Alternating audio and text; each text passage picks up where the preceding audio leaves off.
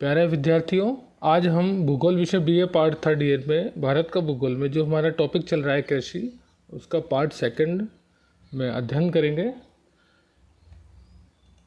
सबसे पहले हम इसमें अध्ययन करेंगे कृषि के प्रकार।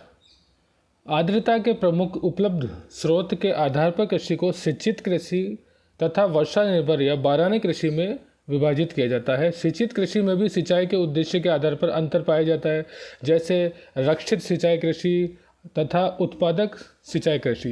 रक्षित सिंचाई का मुख्य उद्देश्य आर्द्रता की कमी के कारण फसलों को नष्ट होने से बचाना है, जिसका अभिप्राय यह है कि वर्षा के अतिरिक्त जल की कमी को सिंचाई द्वारा पूरा किया जाता है। इस प्रकार की सिंचाई का उद्देश्य अधिकतम क्षेत्र को पर्याप्त आर्द्रता उपलब्ध कराना है।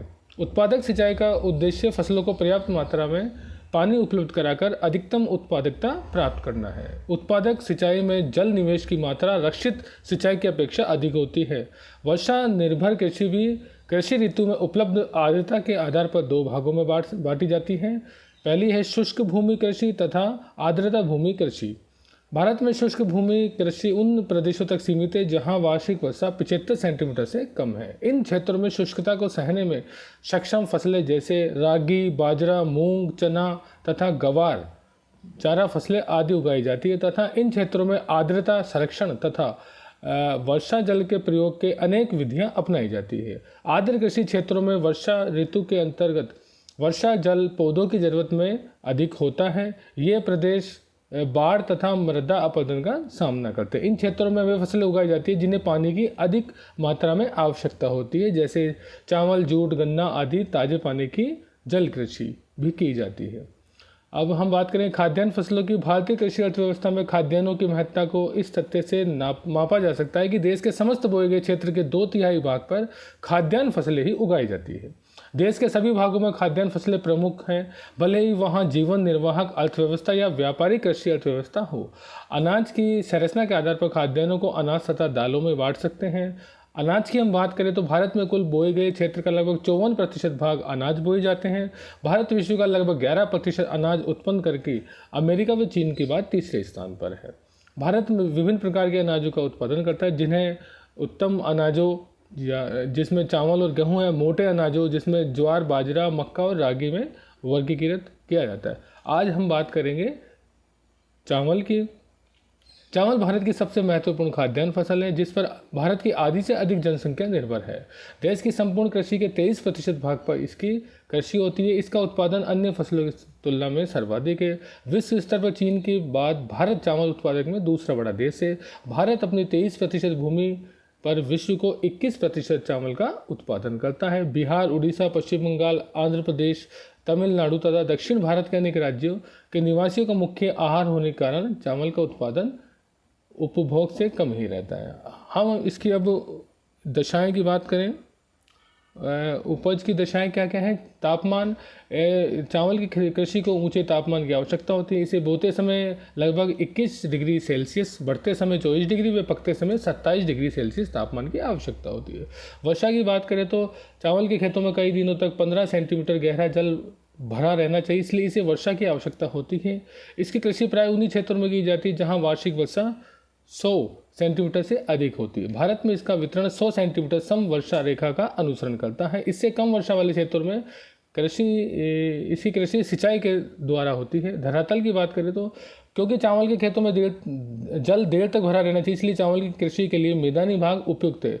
पर्वतीय ढालों पर इसकी कृषि के लिए सीढ़ी नुमा खेत बनाए जाते हैं। मिट्टी इसकी खेती के लिए चिकनी मिट्टी अधिक उपयोगी होती है। इसी कारण चावल की कृषि नदी घाटियों, बाढ़ के मैदानों, डेल्टा प्रदेशों तथा तटीय मैदानों में अधिक होता है, जैसे कि आपको चित्र में भी दिखाई दे रहा है। श्रम की बात करें तो चावल की कृषि के सभी कार्य इसको उगाने से लेकर निकालने तक कृषक को अपने हाथों से ही करने पड़ते हैं। श्रम की उपयोगिता का कारण ही चावल की खेती खुरपे की खेती भी कहलाती है। अतः इस कृषि के लिए सस्ते व कुशल श्रमिकों की आवश्यकता होती है। अतः हम संक्षिप्त में कह सकते हैं कि चावल की कृषि के लिए प्रचुर ऊष्मा, प्रचुर जल, प्रचुर अवसादी मिट्टी तथा प्रचुर श्रमिक चाहिए, ताकि ये प्रचुर जनसंख्या की उदर पूर्ति के लिए प्रचुर भोजन उत्पन्न कर सके। उत्पादन की बात करें तो चावल भारत की महत्वपूर्ण खाद्यान्न फसल है और भारत विश्व स्तर पर चावल कृषि क्षेत्रफल में प्रथम, उत्पादन में चीन के बाद दूसरे स्थान पर है। देश की कृषि भूमि के 23% भाग पर और खाद्यान्नों के अधीन भूमि में 35% भाग पर चावल का उत्पादन किया जाता है। 1950-51 में देश में कुल 308.10 लाख हेक्टेयर भूमि पर चावल उगाया जाता था और उत्पादन 205.76 लाख टन था। प्रति हेक्टेयर उपज 668 किलोग्राम थी। अब इसकी उपज बढ़ गई है, लगभग 1928 किलोग्राम प्रति हेक्टेयर हो गई है। वितरण की बात करें तो भारत निरंतर वर्धन काल वाला देश रहा है। चावल की फसल के लिए जल की अत्यधिक आवश्यकता होती है। चावल ऐसी फसल है, यदि जल उपलब्ध हो तो हिमालय के 2440 मीटर से अधिक ऊंचाई वाले क्षेत्रों को छोड़कर समस्त भारत में चावल उगाया जा सकता है। सिंचाई के विकास से पहले चावल केवल उन्हीं क्षेत्रों में उगाया जाता था जहाँ वार्षिक वर्षा 150 सेंटीमीटर से अधिक होती थी। सिंचाई के विकास के बाद में पंजाब, हरियाणा, उत्तर प्रदेश राज्यों में भी चावल की फसलें लहराने लगी है। और उत्पादक राज्यों में पश्चिम बंगाल है, सबसे बड़ा उत्पादक राज्य है। देश का लगभग 14% चावल क्षेत्र पर 16% चावल का उत्पादन होता है। और यहाँ चावल की कृषि डेल्टाई मिट्टी, कुशल श्रमिक, उपयुक्त जलवायु से होती है। यहाँ चावल की 3 किस्में बोई जाती है, अमन, ओस और बोरो। अमन को शीतकालीन या अगहनी फसल भी कहते हैं। जो मानसून के प्रारंभ में पौधे तैयार कर इसे जुलाई अगस्त में रोप दिया जाता है और इसकी कटाई अक्टूबर से दिसंबर में होती है।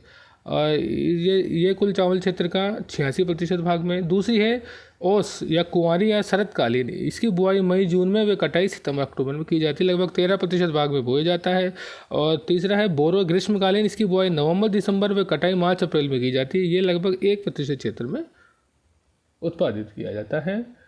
दूसरा हम उत्तर प्रदेश की बात करेंगे, जो भारत के कुल चावल उत्पादन केवल 6 से 8% ही उत्पादन करता था, परंतु अब सिंचाई तकनीक के विकास से लगभग 13% चावल का उत्पादन करता है। सहारनपुर, गोरखपुर, देहरादून, देवरिया, गोंडा, लखनऊ, बस्ती, बलिया, रायबरेली, पीलीभीत प्रमुख चावल उत्पादक क्षेत्र है। तीसरे स्थान पर आंध्र प्रदेश है, जो भारत का लगभग 13% चावल का उत्पादन करता है। उत्पादक क्षेत्र में कुंडूल, गोदावरी, कृष्णा, कोडप्पा, नीलोर, गंतूर है।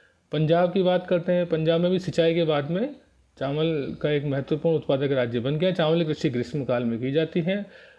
वास्तव में पंजाब परंपरागत रूप से गेहूं उत्पादक रहा है, लेकिन अब चावल के भी उत्पादन होता है। लगभग देश का 9% चावल उत्पादन होता है। होशियारपुर, गुरदासपुर, अमृतसर, जालंधर, लुधियाना, रूपनगर, कपूरथला में चावल कृषि। इसके बाद में उड़ीसा, यह भी लगभग भारत का 5.92% चावल उत्पादन करता है।